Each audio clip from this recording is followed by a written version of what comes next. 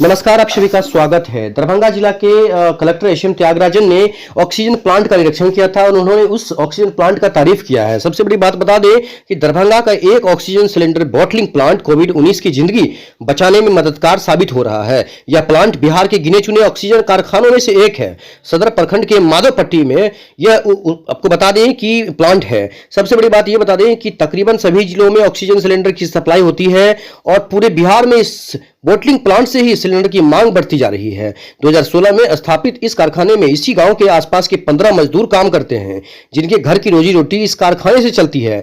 दरभंगा के डीएम ने इस कारखाने के कामकाज को सराहा है। फिलहाल जिला प्रशासन ने इसी कारखाने के बूते राज्य मुख्यालय को जो रिपोर्ट भेजी है, उसमें दरभंगा को ऑक्सीजन सिलेंडर के मामले में आज की स्थिति में आत्मनिर्भर बनाया है। यही प्लांट वो है जो सिर्फ और सिर्फ दरभंगा को बचा रहा है। 2016 की इस बात की अगर करें तो कारखाने की स्थापना 2016 में की गई थी। समय यहां से हर दिन का उत्पादन 50 बोतलिंग। वहीं दूसरी ओर दीपक कुमार जो फैक्ट्री के संचालक ने बताया कि फिलहाल बिहार में करीब 11 ऑक्सीजन सिलेंडर बनाने वाले कारखाने हैं। ऑक्सीजन लाने के लिए टैंकर उपलब्ध है। उन्होंने कहा कि वे जमशेदपुर और बोकारो से लिक्विड ऑक्सीजन मंगाते हैं और अपने कारखाने में इसे कंप्रेस कर ऑक्सीजन गैस के रूप में देते हैं। यहां से सिलेंडर में मॉडलिंग की जाती है। उन्होंने कहा कि फिलहाल उनके कारखाने में आसपास के गांव के लोग 15 जो मजदूर हैं वो काम करते हैं, उनकी रोजी रोटी चलती है। बड़ी बात है। आपको बता दें कि आगे हम आपको इंटरव्यू सुनाएंगे दीपक का, दरभंगा के कलेक्टर का और उनके पिताजी का। जो दीपक है संचालक, उनके पिताजी का इंटरव्यू सुनाएंगे और मजदूर का इंटरव्यू सुनाएंगे। देखिए पूरा कवरेज। ये बड़ा सराहनीय काम है इस फैक्ट्री का, जो इस महामारी के दौर में ये दरभंगा को बचाए हुए हैं। डीएमसीएच के बारे में अगर बात करें तो मुजफ्फरपुर के एक एजेंसी के साथ उनका टैगिंग था, परंतु उनका असमर्थता व्यक्त करने के वजह से हम लोग लोकली एक प्लांट को चिन्हित किए हैं जो पर्याप्त मात्रा में 800 से 900 बड़े सिलेंडर 7 क्यूबिक मीटर का सिलेंडर रोज़ बनाते हैं। तो उनके साथ हमने टैगिंग किया। वहाँ से डीएमसीएच को हम लोग सिलेंडर्स लेना शुरू किए। साथ में हम लोगों ने उनको आदेश दिया दरभंगा जिला का प्राइवेट हॉस्पिटल या प्राइवेट से जो भी मांगते हैं उन्हें प्राथमिकता दी जाए और कहीं भी ऑक्सीजन का कमी नहीं होना चाहिए।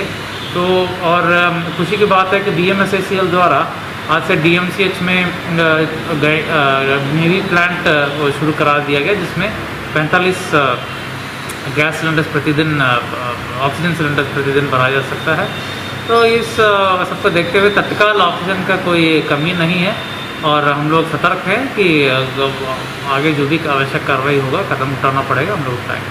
लेकिन उनका व्यवस्था अच्छा है, उनका कैपेसिटी अच्छा है और उनके पास अपने क्रायोजेनिक टैंक भी है। खुशी की बात है, अभी बहुत ज़रूरी था क्योंकि क्रायोजेनिक टैंक के बिना लिक्विड ऑक्सीजन ट्रांसपोर्ट में भी दिक्कत होता।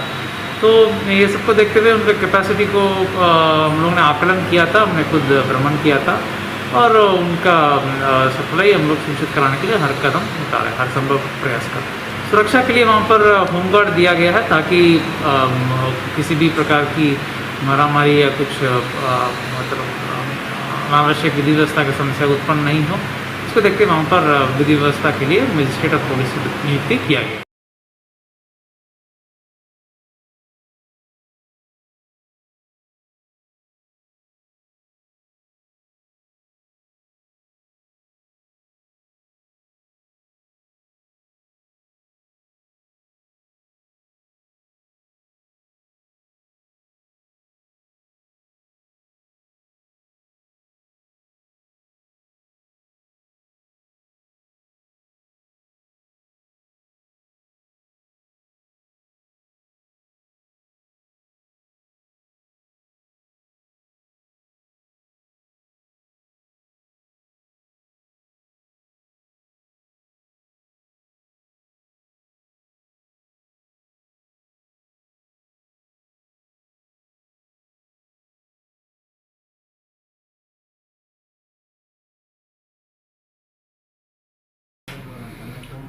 इसमें जो है अभी डीएम साहब का ऑर्डर का पूरा दरभंगा जिला और डीएमसीएच को पहले फुलफिल कर रहा है। उसके बाद मधुबनी मेडिकल है या अदर कोई जगह मेडिकल है, उन लोग को दिया जा रहा है सिर्फ मेडिकल। दरभंगा, मधुबनी, इधर कोसी बेल्ट में सहरसा वगैरह आ गया सुपौल बीरपुर तक जाता है माल। चूँकि अपने पास संयोग से एक टैंकर लिए अभी हाल ही फिलहाल में, आगे का कोरोना का देखते हुए लिए, वो टैंकर अपना माल लाता है टाटा से, वही फुलफिल करता है लिक्विड, तो अपना ऑक्सीजन फिलिंग होता है, नहीं तो अपना भी गेट बंद हो जाता है, जैसे पूरे बिहार में अवस्था है। अपना टैंकर है इसलिए सप्लाई दे पा रहा है। जो बहुत अच्छा है, जो घर का नौकरी है यहाँ, जितना बाहर से भी ज़्यादा ठीक है यहाँ, बहुत अच्छा लग रहा है, बाहर से बहुत अच्छा है। पहले से बहुत अच्छा स्थिति है, अभी के टाइम में 10-12 आदमी है, उससे भी अच्छा, सब परिवार सब खुश रहता है सर, सब कुछ बदल गया, सब कुछ ठीक है। यहाँ सर 12,000 मिलता है। हमने 2016 में इस प्लांट को स्टार्ट किया है। उस वक्त जब हमने स्टार्ट किया था तो पर डे हम लोग मात्र 50-60 सिलेंडर भरा करते थे। तो टाइम के हिसाब से इंडस्ट्रियल यूजेज भी होता है इस ऑक्सीजन का। एक माननीय जिला अधिकारी ने हमें ये भी बहुत इंपॉर्टेंट दिशा निर्देश दिया है कि एक भी इंडस्ट्रियल सिलेंडर आगे से ना भरना है, ना सप्लाई करना है आगे फर्दर नोटिस तक। तो अभी और जितने इंडस्ट्रियल सिलेंडर है, सेंट्रल गवर्नमेंट ने भी हम लोगों को एक आदेश निर्देश दिया है कि जितने इंडस्ट्रियल ऑक्सीजन सिलेंडर्स हैं जो कि फिट है, उन्हें वो साफ करके, जो भी पेशों के गाइडलाइंस है उनके गाइडलाइंस के आधार पे उन्हें मेडिकल पे कन्वर्ट किया जाए। तो हम लोग कोशिश में लगे हुए हैं, जितने इंडस्ट्रियल सिलेंडर मार्केट में हमारी कंपनी सिलेंडर्स हैं उन्हें किसी तरह गैदर किया जाए, गैदर करके उन्हें मेडिकल में हमें इस्तेमाल करने की कोशिश की जाएगी। सर, ये basically liquid refilling bottling plant है। इस प्लांट का रॉ मटेरियल के रूप में हम लिक्विड ऑक्सीजन मंगाते हैं। लिक्विड ऑक्सीजन जो कि 99.7% तक प्योरिटी पे प्योर रहता है। ये लिक्विड हमें झारखंड से, मेजर कंपोनेंट झारखंड से हम लोग को होता है, टाटा, जमशेदपुर और बोकारो। आज के डेट में ये दोनों साइट से ही हम लोग लिफ्ट कर रहे हैं लिक्विड ऑक्सीजन। लिक्विड ऑक्सीजन हमारे टैंकर के माध्यम से यहाँ आता है। पीछे क्रायोजेनिक टैंक आप देख रहे हैं, ये क्रायोजेनिक टैंक है। इसमें लगभग 20 टन इसकी कैपेसिटी है और टैंकर में लगभग 18 से 19 टन लिक्विड आता है। उसको हम लोग इसमें डिकेंट करते हैं। डिकेंट करने के बाद ये -80 to -200 डिग्री सेल्सियस में इसे इस पर स्टोर किया जाता है और फिर उसके बाद फर्दर लिक्विड को गैस कन्वर्ट करने का प्रोसेस होता है। लिक्विड से गैस कन्वर्ट किया जाता है इस वेपराइज़र के माध्यम से और फिर वेपराइज़र से हम लोग फिलिंग पॉइंट पे 150 प्रेशर तक हम लोग फिल करते हैं। ये जो हमने liquid oxygen tanker cryogenic tank लिया है, ये पिछले फरवरी से हम लोग लाइसेंस मिला है हमें उसे यूज़ करने का, उसे फंक्शन में लाने का। ये बिहार में अपने में एक अकेला टैंकर है। कोई भी दूसरा टैंकर ऑक्सीजन कैरी करने के लिए अभी तक नहीं है बिहार में। तो 11 है करीब, मगर उसमें मुख्य रूप से 4 कंप्रेसर प्लांट है, बाकी सब लिक्विड बॉटलिंग प्लांट है। लिक्विड बॉटलिंग प्लांट में जो प्रोसेस मैंने बताया, हमारा भी एक लिक्विड बॉटलिंग प्लांट है। तो ये लिक्विड पे डिपेंड करता है, डिपेंडेंट है ये। और बाकी 4 प्लांट में 3 पटना में है और 1 मुजफ्फरपुर में है। जितना भी जब भी वहाँ से एक लोगों को कोऑर्डिनेटर बनाया गया है, वो उधर से जब भी फ़ोन आता है, इधर से गाड़ी तुरंत रवाना हो जाती है। वहाँ एम्प्टी सिलेंडर्स मिलता है, एम्प्टी सिलेंडर ला के हम लोग फिल करके तुरंत डिस्पैच कर देते हैं। डिस्पैच करने के बाद फिर मिलता है, फिर ले आते हैं। एवरेज 30 से 35 सिलेंडर हमें पर गाड़ी मिल रही है। अभी 3 से 4 ट्रिप यानी कि 100 से 150 सिलेंडर के आसपास सप्लाई कर रहे हैं DMCH पर। 1 घंटे में लगभग 40, अगर वोल्टेज सही मिले तो लगभग 40 से 42 सिलेंडर हम लोग पर आवर इसको फिल कर सकते हैं। बिफोर कोविड हम लोग एवरेज 300 साढ़े 300 सिलेंडर भरा करते थे पर डे, मगर आज ये स्थिति है कि मिनिमम यहाँ पे 1500 सिलेंडर भरने का डिमांड है।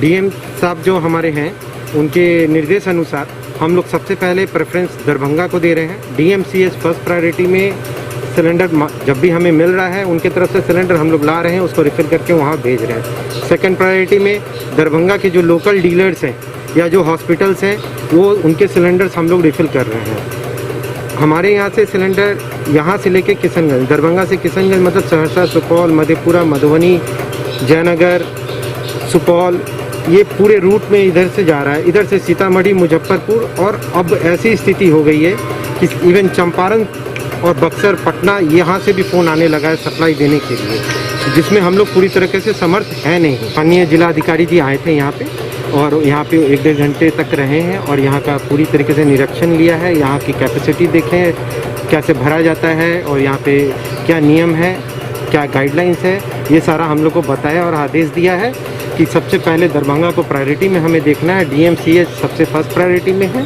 और उसके बाद दरभंगा के, और उसके अलावा उन्होंने तो बाहर के लिए सिलेंडर्स के लिए जब हमारे से अगर बचेगा सबसे पहले दरभंगा, ये एक शॉर्टकट में यही है कि सबसे पहले दरभंगा का हमें कंडीशन देखना है। और DMCH से हमें सिलेंडर्स जो भी मिल रहे हैं, मेरी एक गाड़ी कंटिन्यू DMCH जा रही है, वहाँ पे एम्प्टी सिलेंडर्स मिल रहे हैं, उसे लिफ्ट कर रहा है, ला रहा है। फ्यूचर में अगर बढ़ाने की बात आती है, अगर पेशेंट्स बढ़ते हैं और कोविड यूजर्स बढ़ते हैं, उस केस में एक और लिमिटेशन हमारे साथ जुड़ जाएगा, वो है सिलेंडर्स का, क्योंकि सिलेंडर्स काफ़ी लिमिटेड संख्या में है। अगर सिलेंडर्स की अगर कंटिन्यूसली गाड़ी चाहिए DMCH से मेरे फैक्ट्री और फैक्ट्री से DMCH अप एंड डाउन करने में 1 घंटा आना, 1 घंटा जाना और मिनिमम 1.5 घंटा यहाँ फिलिंग के लिए, तो 3.5 से 4 घंटे का मिनिमम एक रोटेशन होता है। उसे पूर्ति करने के लिए हमें एक्स्ट्रा सिलेंडर्स चाहिए होंगे। जिलाधिकारी ने हमें आश्वासन ये दिया है कि कहीं से कोई भी प्रेशर आता है तो वो हमें संपर्क करेंगे। इसके अलावा एक सशस्त्र बल में 5 जवानों को तैनात किया हमारे गेट पे, ताकि यहाँ पे किसी तरह का भगदड़ ना मचे, क्योंकि क्यू बराबर कभी कभी टूटता है, क्योंकि दरभंगा को प्रायोरिटी दे रहे हैं और काफ़ी सारी गाड़ियाँ, सारे मेडिकल फिलिंग करना है, तो क्यू टूटने में कहीं हंगामा ना हो या आस पड़ोस गांव या कहीं से भी कोई ऑक्सीजन के लिए, क्योंकि जिस तरह से शॉर्टेज हो गया है ऑक्सीजन के लिए कुछ भी हो सकता है, इसलिए उन्होंने सशस्त्र बल का हमें सुरक्षा भी दिया है। और किसी भी तरह का अगर सहयोग की ज़रूरत होगी, उन्होंने बोला हमें कभी भी संपर्क कर सकते हैं।